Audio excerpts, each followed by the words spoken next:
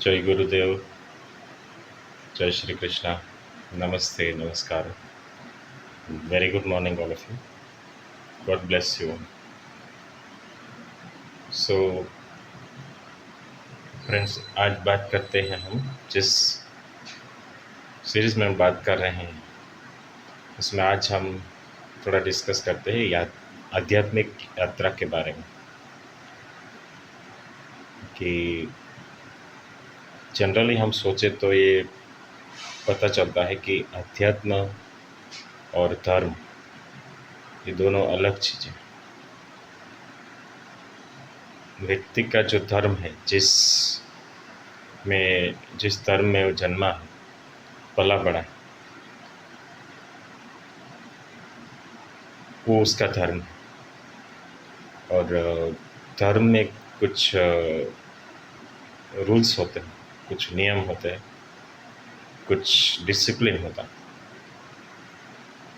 और धर्म से थोड़ा बहुत व्यक्ति के आंतरिक जीवन में फर्क पड़ता है। जैसे अगर वो सुबह उठकर कोई पूजा पाठ करता है या कोई मंत्र करता है तो स्लोली उसके लाइफ में फ़र्क दिखेगा।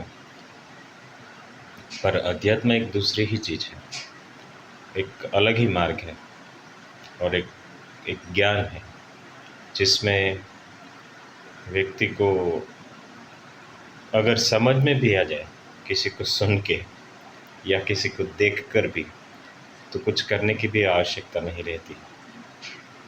बस सिर्फ समझ लिया, इतना भी काफ़ी होता है कई बार। और समझ में ना आए तो फिर कुछ, जैसे कोई योग करता है, कोई मेडिटेशन करता है या प्राणायाम करना है, तो ये भी, पर पहला स्टेप्स ये है कि ये करने के बाद ही कुछ चीज़ें समझ में आती है, तो ये भी है।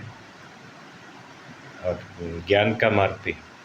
पर मेरे कुल कहने का मतलब है कि अध्यात्म जो है वो उसका डायरेक्ट कनेक्शन, सीधा संबंध वो आत्मा से, कि उसमें हम सीधे ही किसी भी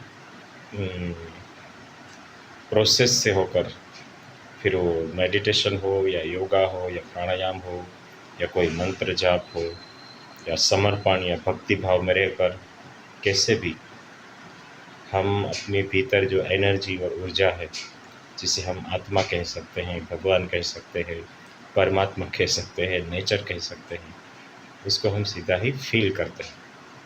ये अध्यात्म है।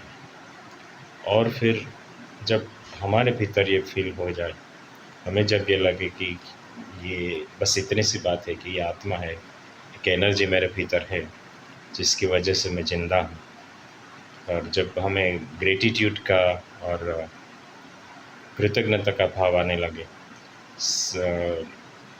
प्रकृति को और परमात्मा को थैंक यू कहने का वो मन में भाव जगने लगे, तब जो हम अपने भीतर देखते हैं वही चीज़ें तब हमें दूसरों में भी दिखाई देने लगती है कि मेरे भीतर जो एनर्जी है, ऊर्जा जो है, वो सबके भीतर भी वही है, वही आत्मा है और वही परमात्मा है।